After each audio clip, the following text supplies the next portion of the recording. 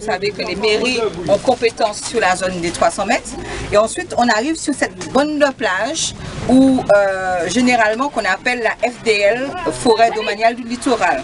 Donc, il faut savoir qu'en Martinique, dès qu'on va entendre forêt domaniale du littoral, ce sont des secteurs qui sont gérés par l'Office national des forêts. Par contre, il y a aussi d'autres bandes littorales qui ne sont pas gérées par l'ONF, mais par contre qui sont gérées par les municipalités.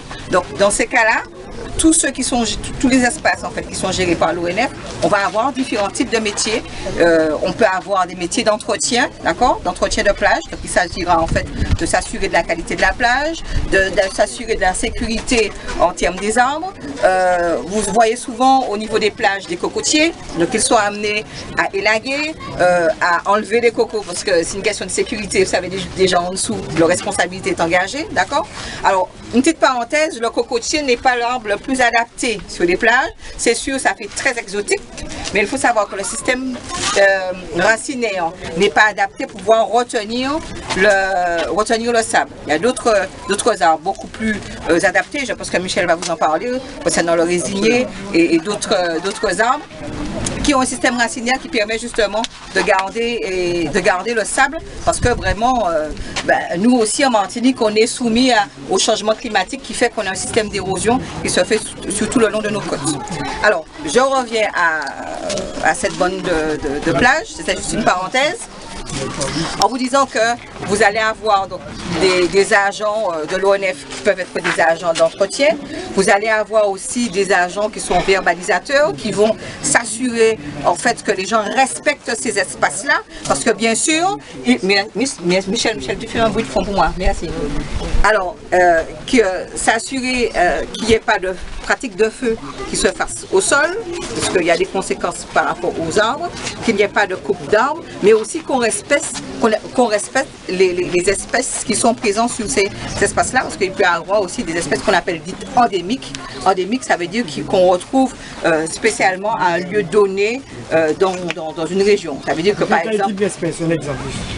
Alors, vous avez ici ce qu'on appelle le Cocolobacus jensen, c'est le résinier grande feuille qu'on retrouve qu'en Martinique, d'accord. Vous avez, donc là c'est une espèce, c'est un arbre. Vous avez aussi des oiseaux qui sont des espèces endémiques. Vous connaissez tous le merle. Le merle en fait a un cousin qu'on appelle la gorge blanche. Donc il ressemble un peu au merle. La seule chose c'est qu'il est beaucoup plus clair au niveau du ventre. Le ventre est blanc. Donc ça s'appelle ce qu'on appelle la gorge blanche. Et c'est une espèce qu'on va retrouver comme Martinique. Il y a quelques individus qui ont été retrouvés également à Saint-Lucie. Mais sur le reste du monde, on ne retrouve pas ces espèces-là. Donc c'est bien pour vous dire qu'en Martinique, on a des espèces qui sont spécifiques à la Martinique et qu'il faut protéger.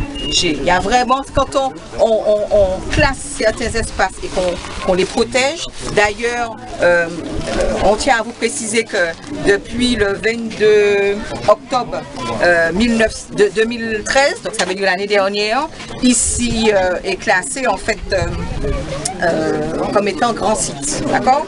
Donc grand site, non seulement ça va labelliser ce secteur-là à l'échelle internationale, mais ça aussi nous permet de pouvoir assurer certaines mesures de protection.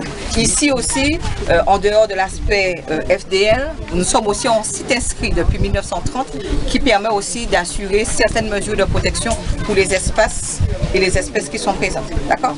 Donc on a parlé de l'aspect côtier, on a parlé de l'aspect de la bande littorale, et ici on se trouve sur un autre milieu. Alors prenez le temps de bien regarder, parce que vous allez retrouver à peu près les mêmes espèces, mais il faut savoir, on va au niveau du pont, on sera sur un autre type de milieu. Ici nous avons ce qu'on appelle des marais salants. Sur la même plage, on va longer un peu plus loin, et à partir du pont, on sera au niveau d'une mangrove. Vous voyez, deux types de milieux différents. Pourquoi? Parce que la fonctionnalité aussi est différente. Donc ici, on a déjà une fonctionnalité. Donc là, marais et mangrove, donc ce sont des milieux naturels. Hein. C'est pas l'homme qui a fouillé, etc. C'est un marais naturel. Vous pouvez avoir des marais artificiels, d'accord? Généralement, les mangroves, c'est des espaces naturels qui s'installent naturellement et qui peuvent partir naturellement. On voit souvent le cas au niveau de la Guyane, d'accord? Donc ici, ce qu'il faut savoir, c'est un marais naturel. Et à la période de la Seconde Guerre mondiale, donc pour les plus grands qui ont connu au temps de l'amiral Robert, on a entendu parler.